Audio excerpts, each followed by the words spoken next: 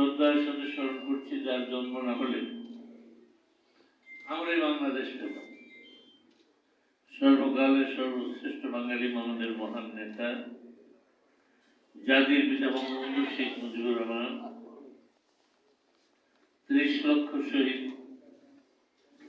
এবং বঙ্গবন্ধুর অবর্তমানে যারা মহান মুক্তিযুদ্ধ পরিচালনা করেছিলেন অস্থায়ী রাষ্ট্রপতি Syed Nazrul Islam, Tajuddin Ahmed, captain Mansur Ali, H M. Kamruzzaman, 15 August যারা শহীদ হয়েছে তাদের, ভারতের গত নির্বাচন সেটাই ভারত পৃথিবীর মধ্যে 2 ভাবে সর্ববৃহৎ জনসংখ্যার দিক দিয়ে। আগে চীন ছিল সবচেয়ে বেশি জনসংখ্যা, এখন কিন্তু আমার যদি ভুল না হয়ে থাকে ভারত বিশ্বের মধ্যে সবচেয়ে জনবহুল দেশ এবং পৃথিবীর মধ্যে সবচেয়ে বৃহত্তর গণতান্ত্রিক রাষ্ট্র। আজকে যে সবক দেশ যারা ওই আমেরিকা, ইংল্যান্ড বা অন্যান্য যারা গণতন্ত্রের নাকি সবচেয়ে কেন করলো তো জনসংখ্যা ভারতের জনসংখ্যার অর্ধেকের কাছেও যাবে না। সেই দেশে ধারাবাহিকভাবে গণতন্ত্রের চর্চা হয়ে আমরাও এই ভূখণ্ড একই দিনে স্বাধীন হয়েছিল 14 আগস্ট 15 আগস্ট। সেখানে কততম নির্বাচন হয়ে গেল? 18তম বোধহয়।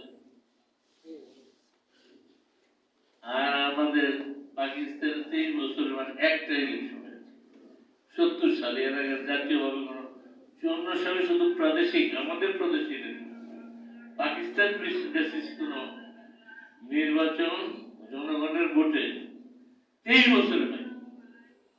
ব্রিটিশ সিস্টেমে যদি ধরেন না হয়েছিল মাঝামাঝি এই ব্রিটিশ সিস্টেমে জনগণের ভোটের অধিকার ছিল। 54 সালে ইলেকশন কথা কেউ বলেন আমাদের খালি শুধু পূর্ব পাকিস্তানে ইলেকশন হয়েছিল, পশ্চিম পাকিস্তানে কিন্তু ইলেকশন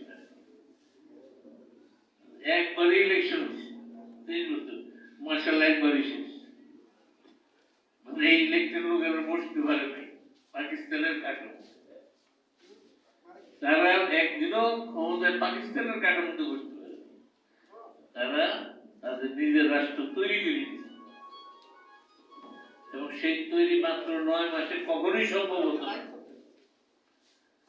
যদি ভারতের যে কথা বললাম মহিষী প্রধানমন্ত্রী শ্রীমতী ইন্দিরা গান্ধী পাশে না দাঁড়াতে।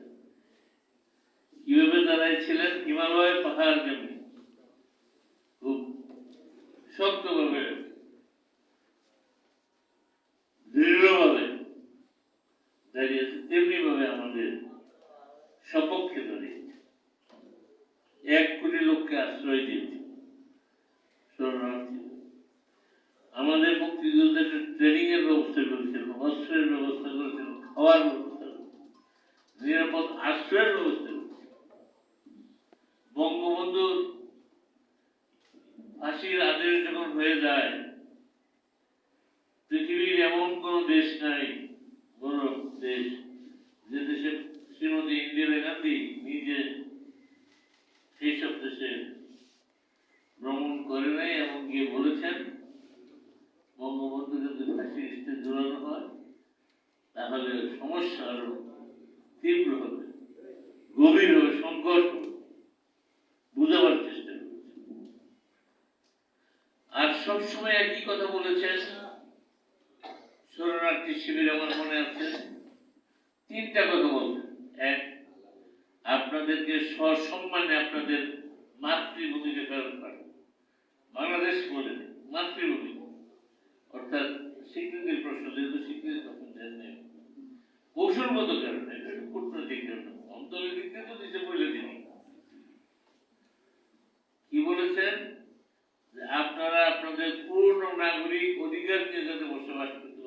অনিশ্চয়তা। আরেকটা বলেছেন যে পূর্ণ নিরাপত্তার সাথে এমনদিন তার কথা রেখেছে। ভারত আজকে দেখেন সেকেন্ড ওয়ার্ল্ড ওয়ার কবে হয়েছিল? আজ থেকে 80 বছর আগে। এখনো কিন্তু মিত্র বাহিনী কথা ওদেরকে যায় নাই। আর আমাদের দেশে মিত্র বাহিনী 3 মাসের মধ্যে চলে গেছে। আজকে সকালে আমাদের সংসদীয় কমিটির মিটিং ছিল। আমাদের কল্যাণ ট্রাস্টের এমডি সাহেব রিপোর্ট দিচ্ছিলেন। কল্যাণ ট্রাস্টে প্রথম অনুদানে শ্রীমতী ইন্দিরা গান্ধী 50 লক্ষ টাকা দিয়েছে। 50 লক্ষ টাকা সেই সময় ওখানে 500 কোটি টাকা হয়ে যাবে কাছে 5,000 কোটি টাকা। সেই যে মুক্তিযোদ্ধাদের কল্যাণে 50 কোটি টাকা দিয়েছে।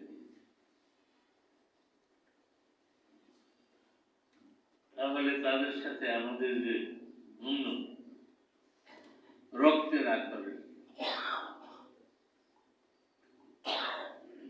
আমি একটা কথা বলি মাঝে মধ্যে, ইন্ডিয়াতে গিয়ে একবার বলেছিলেন সেমিনারে,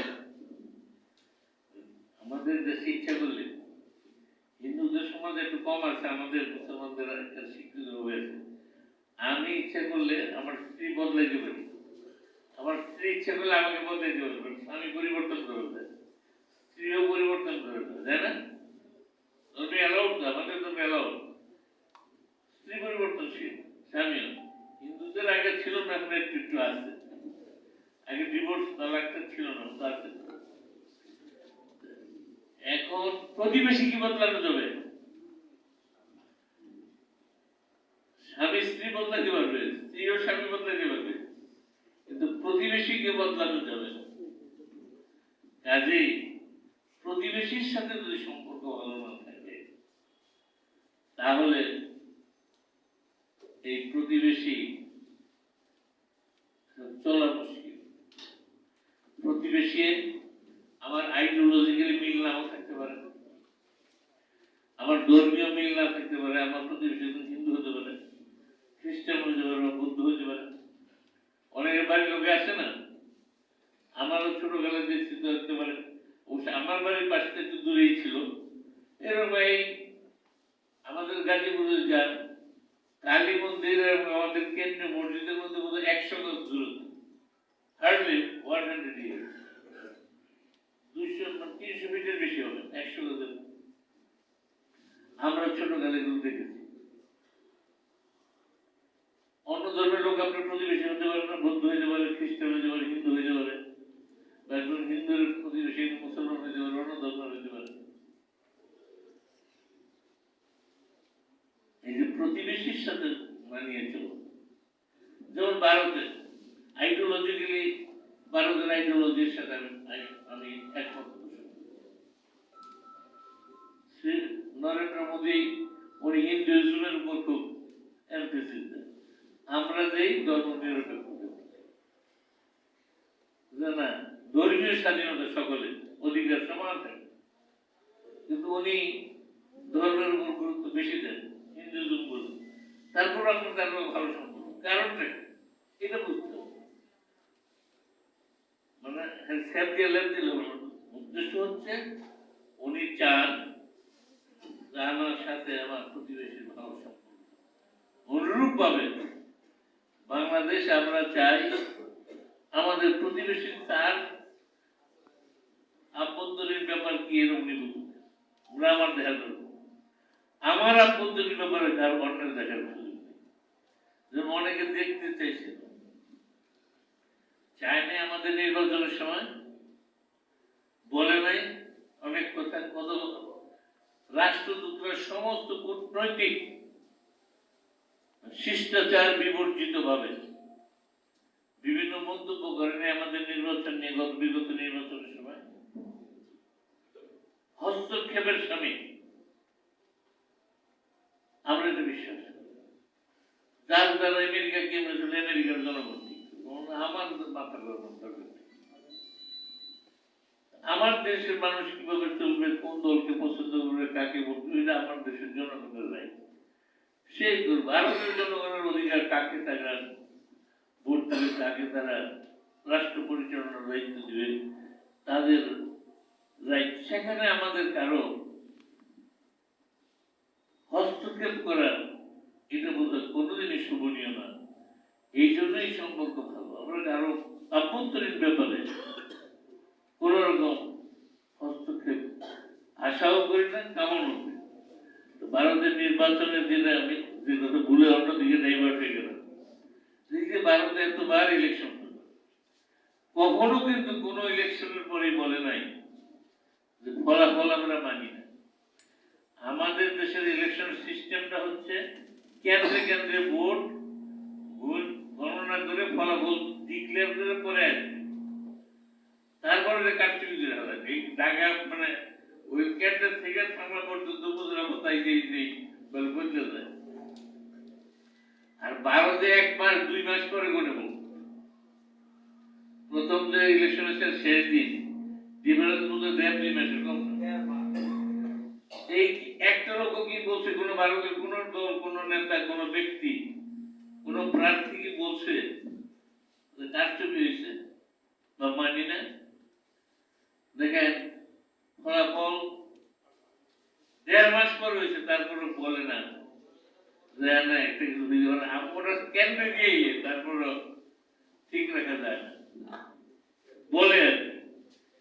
কারণ তারা ডেমোক্রেসি কি, যেটা আমার মূল বক্তব্য, তারা এমন ভাবে তারা লালন পালন করেছে যে মানুষ এটা তো প্রতিযোগিতা, যার যার কথা তো বলবেই, যার যার দলের আইডিওলজি সে বলবেই, কিন্তু শেষ কথা ভারতবাসী তারা গণতন্ত্রের প্রতি আস্থাশীল, অকৃত্রিম আস্থা আছে বলেই দেখেন এত কিছুর পরে ভারত বাঘ মানুষ, ঠিক আছে, তাদের ধর্ম, তাদের চলাফেরা, খাওয়া দাওয়া এক অঞ্চলের সাথে আর এক অঞ্চলের মিল নেই। এই বাংলার এই অঞ্চলের লোকের ওই অঞ্চলে যে যান উত্তর দিকে মানে চেহারার মিল নাই, ভাষার মিল নাই, খাওয়া দাওয়ার মিল নাই, কালচারের মিল নেই। একই রাষ্ট্র, ঠিক আছে, আমরা পারলাম না। আমরা সব মুসলমান ছিলাম, পাকিস্তান আমরা তারপরে এক থাকতে পারলাম না। কেন? সেখানে কোন ন্যায় বিচার ছিল না, ইনসাফ ছিল না, জাস্টিস ছিল না, মিথ্যাচার ছিল, শোষণ ছিল, বঞ্চনা ছিল। সেই জন্য কিন্তু ঠিকই এখন স্বাধীন করলাম 23 বছর রাখতে পারলাম না। এক ধর্মের লোকেও ধর্মের ভিত্তিতে যে রাষ্ট্র হচ্ছে, পাকিস্তান তো ধর্মভিত্তিক ছিল, টিকলাম না কেন? আর ভারত ঠিক আছে কেন? তারা এই জায়গাতে হাত দেয়, অধিকারের উপর হাত দেয়, স্বাধীনভাবে যার যার অধিকার প্রয়োগ করে, এবং দলগতভাবে বিরুদ্ধ থাকবে, সমালোচনা বিরোধ ইত্যাদি থাকবে, তারা তা করে ডিবেট করে, বাট ভোট অধিকারটাকে যেটা বা শোষণ বা জুলুম এটা করে না বলেই আজকে এত বড় রাষ্ট্র, এত জনসংখ্যা, এবং চিফ মিনিস্টারের জেলায় নিয়ে ইলেকশন বুঝলেন এটা কি বাবা যায়? একটা প্রদেশের মুখ্যমন্ত্রী আর জেলে ঢুকে দিচ্ছে, মুখ ধরে, তারপর ঠিক আছে কেন? তারা হয়তো জাস্টিফাই করে যায় এই আইনের দ্বারা, আইনের শাসন, আইনি লড়াই তারা করবে। এটাই আমি বুঝাইতে চাচ্ছি যে এইটাই হলো বিউটি অফ ডেমোক্রেসি, এটাই হলো গণতন্ত্রের সৌন্দর্য, যেটা ভারত প্র্যাকটিস করতেছে গত 80 বছর ধরে, প্রায় 75 বছর বা 76 বছর দেশ স্বাধীন হয়েছে। এই 76-77 বছর যাবৎ ভারতের সবচেয়ে বড় সৌন্দর্য হচ্ছে তার ডেমোক্রেসি, তার নির্বাচন। নির্বাচন নিয়ে কেউ কোনোদিন কোনো কথা বলবে? এবারও কি বলছে? কোন দল বলছে যে ফলাফল মানি না? তাই এই অবস্থাটা আমরা আমাদের দেশে কিন্তু তৈরি করতে পারি। আমরা এই জায়গা যেতে পারিনি বলে আমাদের দেশে পারস্পরিক অবিশ্বাস আছে। এবং এইটা কেন হইল, এইটার একটু পিছনে গেলে বুঝতে পারবেন। ৭৫ সালে বঙ্গবন্ধুকে হত্যা করার পর যে খুনিরা রাষ্ট্রীয় ক্ষমতায় এসেছিল, তারা এই গণতন্ত্রের কবর দিয়ে গেছে। সিলভারা হাইজেক করা, এই মানে পাল্টায় ফেলান, এই যে একটা কালচার, ওদের একটা খারাপ বীজ বপন করে গেছে, এটা সারা তো সব একদিন মরে যাবে না। সেইগুলি বিভিন্ন সময় এই মেয়াদ প্রেক্ষিতে অব্যবস্থাপনার জন্য দায়ী। হানা ভোট, ভোট দেয় 2% 99%। কোন কোন কেন্দ্রে এমন হয়েছে যত ভোটার ক্লাসে বেশি ভোট পাইছে জিয়ার বলছে। ভোটার মনে করেন যে 1200, উনি ভোট পাইছে 1300। এই যে এই প্র্যাকটিসটা থাকার কারণে আমরা এত কষ্টে আছি, এত ভোগান্তিতে আছে। আত্মবিশ্বাস মানে পারস্পরিক আস্থা বিশ্বাস নাই। আর ভারতে এত অমিল থাকা সত্ত্বেও কংগ্রেস বলে আমি নন কমিউনিস্ট, আমরা সব ধর্মের লোক একত্রে মিলেছিল। কিন্তু নরেন্দ্র মোদী আরেকটা, কিন্তু যতই আইডিওলজিক্যাল ডিফারেন্স থাকুক, তারা কিন্তু ইলেকশনের ব্যাপারে কোনো বলে না যে এটা ঠিক হয়। ভারতের জনগণ, রাষ্ট্রের মালিক কে? জনগণ। জনগণ যেভাবে চাইবে সেটাই হবে। জনগণ যদি এটা চায়, কারো কিছু বলার নেই। যেহেতু রাষ্ট্রের মালিক, একটা রাষ্ট্রের মালিক হচ্ছে সেই রাষ্ট্রের জনগণ। জনগণ ডিসাইড করবে কোন পথে যাবে রাষ্ট্র। তাই আমরা মনে করি এই ডেমোক্রেসি নির্বাচন, এটা সারা দুনিয়ার ভারত থেকে ঠিক শিকার আছে। আমেরিকার ইলেকশন সম্বন্ধে একটা কথা, আমেরিকার ইলেকশন জনাব ট্রাম্পের কথা বলে আপনারা ভুলে যাবেন। এর আগের ভারত প্রেসিডেন্ট বাইডেনের আগে ট্রাম্প সাহেব কি বললেন? বলে আমি যদি হাইরে যাই, ফলাফল একটা বাপের বেটা বুঝছে না? জনসভায় বলছে, শত শতবার বলছে আমি হাইরে যাই, বলছে ট্রাম্প। এবং বাপের বেটা, এবং বাপের বেটা যখন একটা, এক বাপ এক জবাব, না কথার পর খেলাপ করেন, ইলেকশনের মানেও নেই। আমেরিকা যারা নাকি আমাদেরকে সবক দেয়, আমাদেরকে শিক্ষা দেয়, আমাদেরকে বলে আমাদের দেশে গণতন্ত্র নাই, মানবতা নাই। আর বেটা 30 লক্ষ লোক মারছে, এই মানবতা আছে? হ্যাঁ, অনেক লোক মারছে, পুলিশের মেয়েরা ফেলাইছে। তারপরে যদি দুইটা ব্যাট দেয়, 10 জনের জেলে নেয়, কোনো মানবতা নেই। মেয়েরা ফেলে কিন্তু পুলিশ কিন্তু তাদেরকে গুলি করে হত্যা করে নেই, জেলে ঢুকেছে আসামি হিসেবে, বলে মানবতা গেছে। আর আমাদের 30 লাখ লোক মেরে ফেলেছে, এগুলো সপ্তম নৌবল পাঠায় মানবতা রক্ষা করে। কিমন বেটা বুঝছেন কিরকম ডেমোক্রেসি? যারা ডেমোক্রেসির সবক দেয়, প্রেসিডেন্ট বলে, প্রেসিডেন্টের সর্বময় ক্ষমতার অধিকারী এইসব দেশে, অর্থাৎ প্রেসিডেন্সিয়াল পদ। আমাদের দেশে কিন্তু প্রেসিডেন্ট ক্ষমতা না, আমাদের দেশে প্রধানমন্ত্রীর ক্ষমতা। বলতে আমি ফলাফল মানতাম না, আমি যদি ফেল করি, আমাদের দেশে ইউনিয়ন বোর্ডের মেম্বার হয়ে কথা বলে ছাগল বার করতে হবে। বোর্ডও দ্বারা বোর্ডের আমি ফেল করলে মানতাম না, পাগল হলে ভোট দিব। আর এই দেশের প্রেসিডেন্ট, সেই দেশের ডেমোক্রেসি আর ভারতের ডেমোক্রেসি কি এক? ভারতে কি কোন লোক বলছে, কংগ্রেস কি বলছে, রাহুল গান্ধী বা কোন নেতা কি বলছে যে ফলাফল মাইনে? ইলেকশন আগে অনেক কথা বলছে, যার যার কথা বলবে। মমতা ব্যানার্জি কইছে, কিন্তু ফলাফল হয়েছে বলে কি কইছে যে আমি ফলাফল মানি না? আর আমেরিকার প্রেসিডেন্ট কয়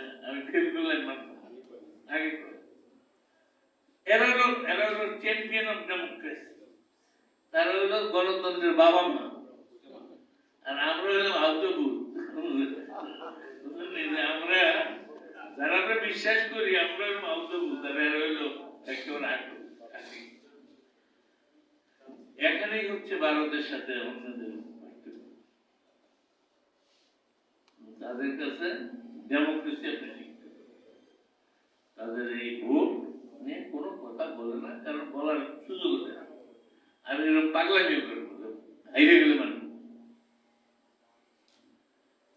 আমরা আশা করি আমরা ভারতের আভ্যন্তরীণ রাজনীতিতে আমাদের কারো কোনো আগ্রহ নেই। আমি একজন বাংলাদেশের নাগরিক হিসেবে আমরা যাই, ভারত আমার প্রতিবেশী, আমার রাষ্ট্রের 3 দিকে ভারত, একদিকে বঙ্গোপসাগর, ঠিক না? 3 দিকে ভারত, তাহলে আমার খারাপ ব্যবহার, প্রতিবেশী ভালো সম্পর্ক না থাকে, শান্তি থাকে, সে যে ধর্মেরই হোক, সে যে বর্ণেরই হোক, সে তারপর হিন্দুদের মধ্যে তো আবার বিভিন্ন বর্ণ আছে, শিরু কাস্ট, ব্রাহ্মণ, থাকলে প্রতিবেশী হইতে পারে না। প্রতিবেশীর সাথে থাকতে হবে প্রতিবেশী শুধু। আমরা আশা করি এবং আমাদের সরকারও বিশ্বাস করে আমরা পরীক্ষিত বন্ধু হিসেবে দুঃসময় তো বন্ধুর পরিচয়।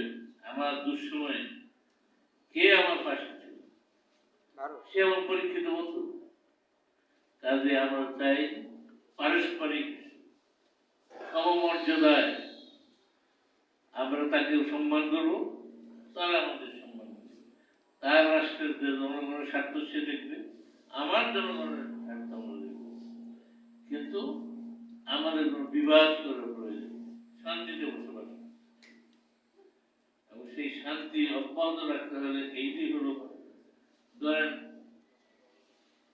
আজকে যদি মাননীয় প্রধানমন্ত্রী নরেন্দ্র মোদী যখন প্রধানমন্ত্রী হইলেন, আমি জানি না অন্য হয়ে গিয়েছে, এবং গাজীপুরে যে মিষ্টির দোকানে সন্ধ্যা করে মিষ্টি নেই, কে লেগে নরেন্দ্র মোদী পাশ করছে এবার আওয়ামী লীগ সাইজ, আওয়ামী লীগ সাইজ করে হেলবো, মানে এরপরে যদি আমরা আর ক্ষমতা দেখতে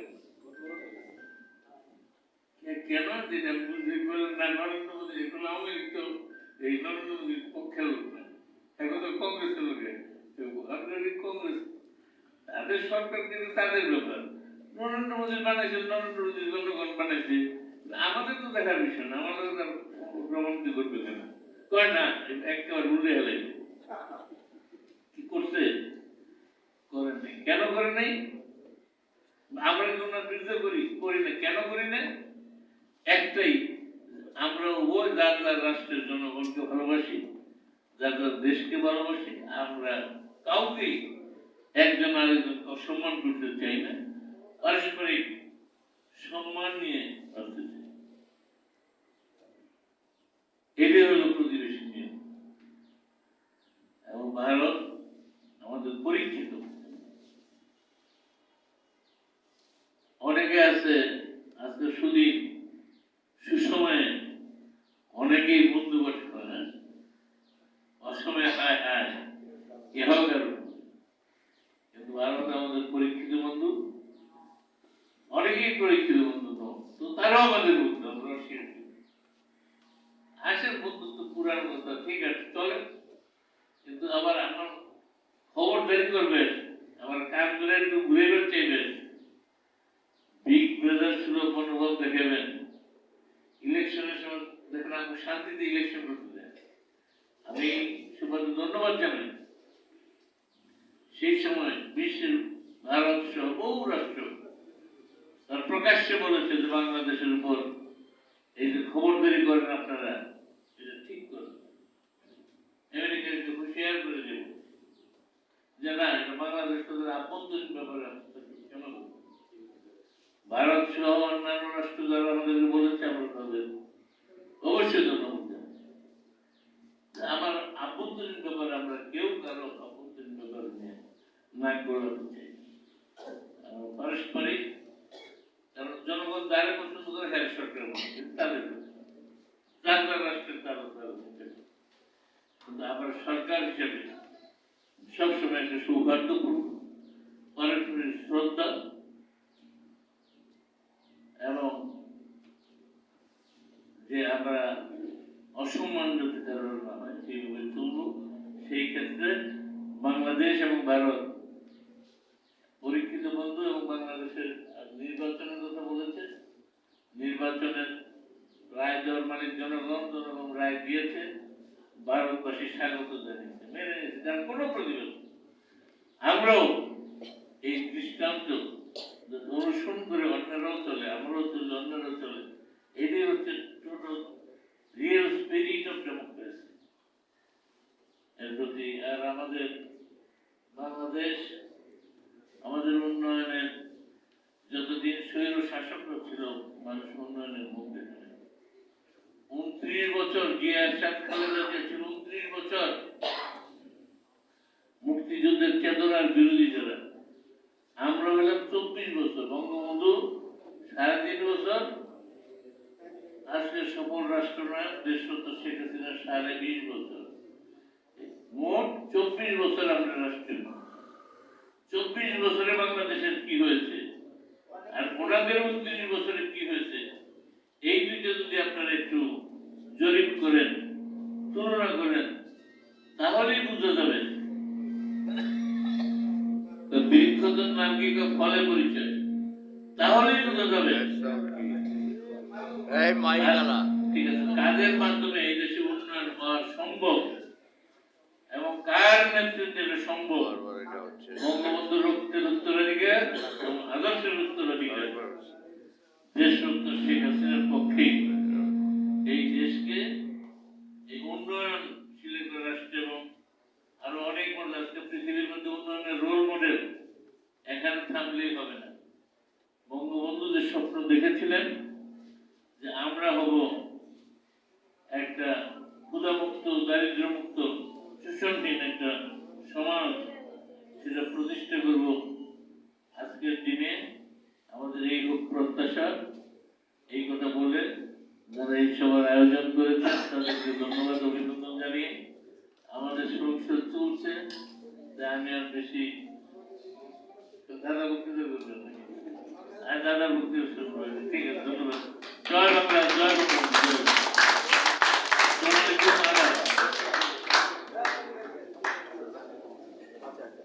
আমরা এখানে আজকে বৃহৎ গণতান্ত্রিক দেশ ভারতের নির্বাচন এবং বাংলাদেশ ও উন্নয়নশীল দেশসমূহের গণতান্ত্রিক ব্যবস্থা শীর্ষক আলোচনা সভা। এতক্ষণ প্রধান অতিথি বক্তব্য রাখলেন বীর মুক্তিযোদ্ধা আকম মোজাম্মেল হক এমপি, মাননীয় মন্ত্রী, মুক্তিযুদ্ধ বিষয়ক মন্ত্রণালয়, বাংলাদেশ সচেতন নাগরিক কমিটি, বাংলাদেশ ও ভারত সমৃদ্ধি পরিষদ।